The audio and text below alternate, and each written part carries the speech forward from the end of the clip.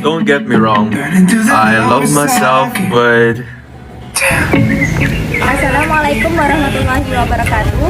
Perkenalkan, kami dari kelompok 1 dengan anggota Saya Ferry Kurniasari. dan saya Rizal General Aini. Di sini kami akan memaparkan hasil analisis kami mengenai ESD SDGs 2030 dengan tema Sumber Energi Biofuel.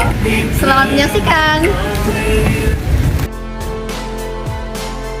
Kebutuhan masyarakat akan minyak yang terus meningkat, akan tetapi saat ini tidak dibarengi dengan pemenuhan kebutuhan yang semakin sulit. Pemerintah saat ini tengah mempertimbangkan dan mencari solusi bagaimana cara mengatasi kebutuhan yang semakin meningkat dan harga minyak yang semakin melonjak dengan mencari jalan alternatif. Ya, isu terhangat saat ini adalah terkait energi alternatif yang akan dikembangkan.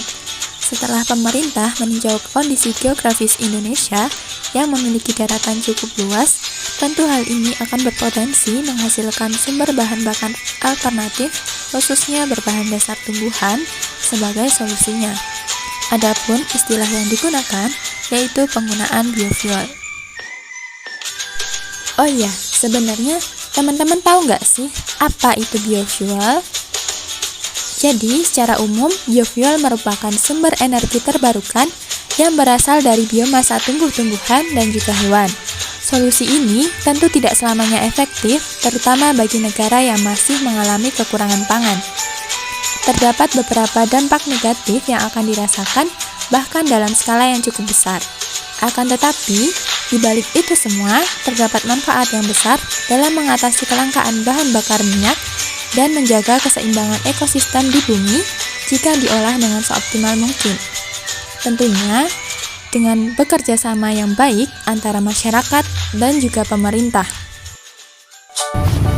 Tapi nih teman-teman, masyarakat Indonesia tuh secara umum belum mengetahui nih apa itu biofuel, bagaimana cara pengembangannya, dampaknya apa saja. Namun di Indonesia sendiri biofuel dengan jenis biodiesel, yaitu berbahan dasar kelapa sawit, menjadi primadona masyarakat Indonesia. Karena apa? Karena di wilayah Sumatera dan Kalimantan banyak sekali tanaman kelapa sawit. Oleh karena itu banyak sekali perusahaan-perusahaan yang memanfaatkan akan banyaknya kelapa sawit di Indonesia. Oh ya teman-teman, sebenarnya apa sih yang harus dilakukan pemerintah terkait sumber energi biofuel ini? Yang pertama, Penyelarasan kebijakan.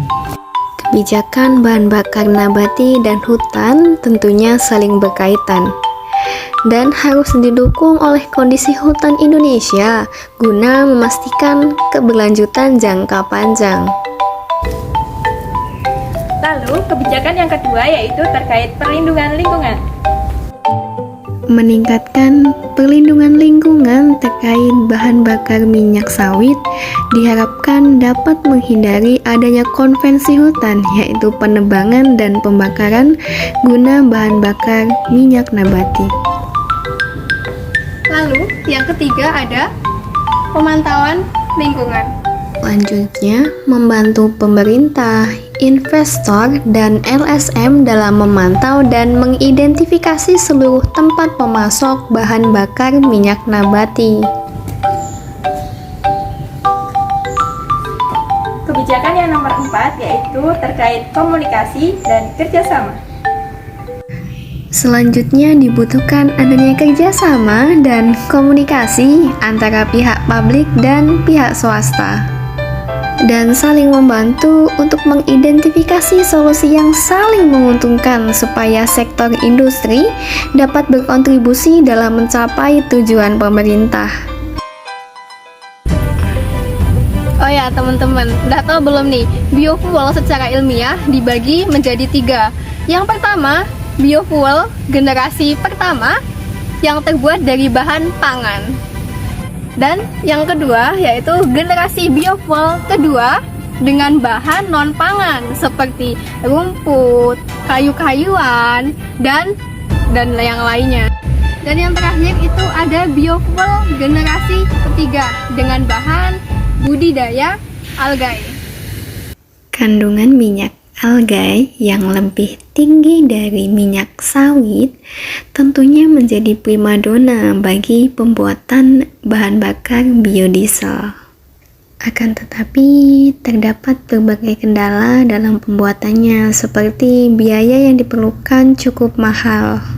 Kandungan minyak alga ini biasanya digunakan sebagai bahan bakar biometanol, bioetanol, dan bahan bakar biodiesel lain.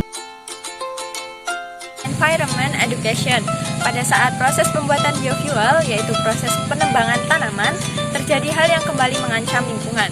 Bahkan saat proses penanaman kembali, perkebunan pun masih saja menimbulkan efek dari bahan bakar fosil yang digunakan untuk menjalankan mesin dan juga kendaraan, seperti membajak lading, menabur bibit, dan melakukan panen. Salah satu upaya yang dapat dilakukan untuk mengurangi dampak terhadap lingkungan yaitu dengan moratorium sawit. Moratorium sawit ini dapat meningkatkan produktivitas perkebunan yang telah ada.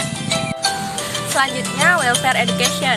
Biofuel sangat kurang menguntungkan, apalagi bagi kaum menengah seperti petani kecil di negara berkembang seperti di Indonesia.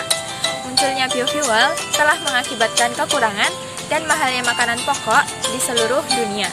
Analisis ESD yang selanjutnya, yaitu education, sumber energi biofuel dapat dijadikan sebagai salah satu media edukasi bagi masyarakat luas yang menjelaskan bahwa energi biofuel lebih ramah lingkungan. Kemudian adanya pemaparan edukasi berupa pengenalan dan juga penjelasan mengenai sumber energi biofuel diharapkan masyarakat dapat memahami serta mencoba untuk menggunakan sumber energi alternatif yang lebih ramah lingkungan. Selanjutnya, development education. Terkait biofuel ini dapat dikaitkan dengan pembangunan pendidikan yang senantiasa terus terjadi dari tahun ke tahun. Misalnya, peneliti akan terus mengembangkan pengetahuannya terkait biofuel dengan melakukan beberapa riset, percobaan, dan pengembangan agar dapat memanfaatkan biofuel menjadi energi yang lebih ramah lingkungan. Oh ya nih rekan-rekan semuanya, kita sebagai masyarakat Indonesia tentunya harus selalu mendukung setiap perkembangan teknologi yang ada di negara kita. Salah satunya nih tentang inovasi sumber energi biofuel. Kita seharusnya mengapresiasi akan ide yang sangat bagus mengenai energi terbarukan ini. Karena apa? Karena hal tersebut dapat mengatasi akan adanya krisis bahan bakar, bahkan dapat menjaga kesehatan iklim dunia. Oke, selayaknya warga negara yang baik, kita harus senantiasa mendukung program pemerintah dan juga para peneliti dalam mengembangkan ide ini. Adapun beberapa real action yang dapat kita lakukan untuk mendukungnya yaitu yang pertama, tidak menyebarkan kontroversi. Untuk real action yang kedua, yaitu kita harus senantiasa nih untuk berlomba-lomba dengan masyarakat asing mengembangkan teknologi biofuel. Tujuannya untuk apa? Supaya energi terbarukan ini bisa dirasakan di skala kecil, yaitu masyarakat pedesaan.